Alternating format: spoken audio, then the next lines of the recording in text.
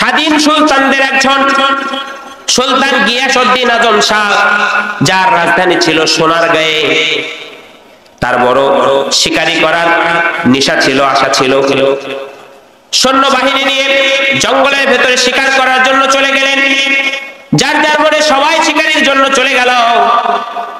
বাদশাহ সুলতান গিয়াসউদ্দিন আজম শাহ তিনি লক্ষ্য করলেন তার সামনে দিয়ে একটা হরিণ দৌড়ে পালাচ্ছে। তিনি লক্ষ্য করে তীর নিক্ষেপ করলেন। হরিণটাকে লাগলো না, হরিণ চলে গেল, পালিয়ে চলে গেল। কিন্তু হঠাৎ জঙ্গলের ভিতর থেকে মা বলে আর্তনাদ, একটি চিৎকার শোনা গেল। সবাই বলা বলি করতে লাগলো এই গহীন জঙ্গলের ভিতরে মা বলে আর্তচিৎকার কোথায় থেকে আসলো। সবাই খোঁজাখুঁজি করতে লাগলো। খোঁজাখুঁজি করতে করতে দেখা গেল একজন ছোট্ট সন্তানকে পেল এবং যে দেখলো তার শরীরটাকে রক্তাক্ত হয়েছে। গিয়াসউদ্দিন আজম শাহ তিনি সেখানে গেলেন। তিনি গিয়ে দেখলেন যে সন্তানটি দুনিয়াতে নাই, মারা গিয়েছেন।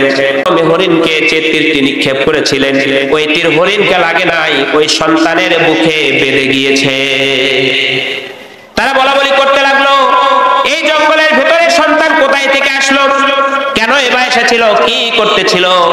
তারা শেষ পর্যন্ত জানতে পারলো এই সন্তান হচ্ছে একজন বিধবা ধূপানির ছেলে। বিধবাকে খবর দেওয়া হলো। সন্তানের মৃত্যুর কথা শুনে মা হাউ মাউ করে কেঁদে কেঁদে চলে আসলো। বাচ্চা সুলতান গিয়াসউদ্দিন আজম শাহ বলছেন, মা সন্তান তো দুনিয়া থেকে বিদায় হয়েছে, তার জন্য কেঁদে আর কি লাভ হবে। তবে এটা সত্য আমার তীরের আঘাতে আপনার সন্তান মৃত্যু হয়েছে। আবার এটাও সত্য যে আমি ইচ্ছা করে আপনার সন্তানকে মারি নাই। অতএব আপনি চলে যান কাজীর দরবারে। তখন কাজীউল কুজ্জাত প্রধান বিচারপতি ছিলেন কাজী সিরাজউদ্দিন। তার কাছে মামলা দায়ের করা হলো। আসামি এবং বাদী এবং বিবাদী দুইজনকে উপস্থিত করা হলো।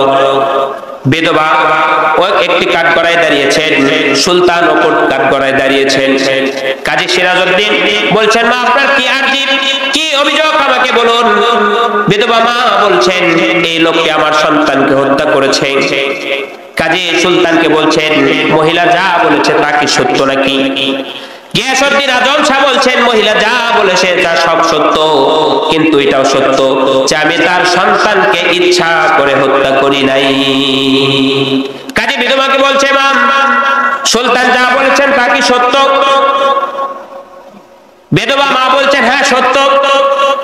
কাজীউল কুজ্জাত প্রধান বিচারপতি কাজী সিরাজউদ্দিন বলছেন, শরীয়তের বিধান হচ্ছে কেউ যদি ইচ্ছাকৃতভাবে কাউকে হত্যা করে তার বিনিময় হচ্ছে মৃত্যুদণ্ড।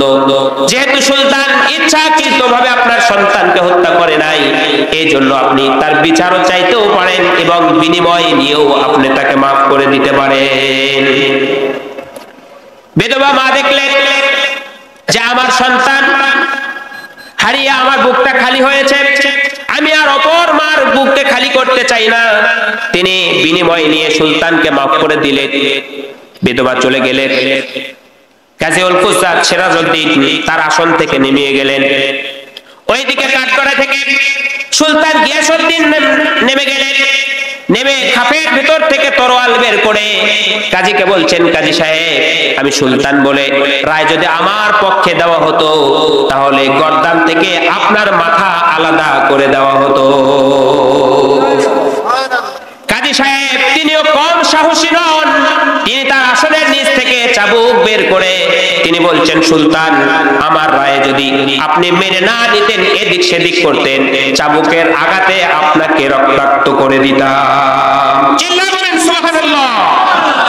এটা হচ্ছে বিচার, এটা হচ্ছে ন্যায় বিচার। বাদশার বিরুদ্ধে কাজী রায় দিয়েছেন, সেই রায় কাজী সুলতান মেনে নিতে বাধ্য হয়েছে। বলুন ঠিক কিনা? সুলতান বলছেন, সত্যি আপনি ন্যায় বিচারক। কাজী বলছেন, আপনিও আমাদের উপযুক্ত একজন সুলতান। চিল্লায় বলেন সুবহানাল্লাহ। সম্মানিত মুসলিম, এই দুইজনের কাজীর যখন এই সাহসিকতা দেখলেন, সুলতান তাকে জড়িয়ে ধরলেন এবং বললেন, আল্লাহ রাব্বুল আলামিন আজকে আমাদেরকে কঠিন একটি পরীক্ষায় তিনি উত্তীর্ণ করেছে। এই জন্য পৃথিবীতে সত্য এবং ন্যায়ের মৃত্যু হয় না। সত্য এবং ন্যায় মানুষকে সাহস দেয়, দেয় অপরিসীম শক্তি, যে শক্তি ভুলিয়ে দেয় শাসক এবং শাসিতের প্রভেদ, আর ন্যায় দাঁড় করিয়ে দেয় আমির এবং ফকিরকে এক কাতারে। বলেন ঠিক কিনা? এখানে লক্ষ্য করুন,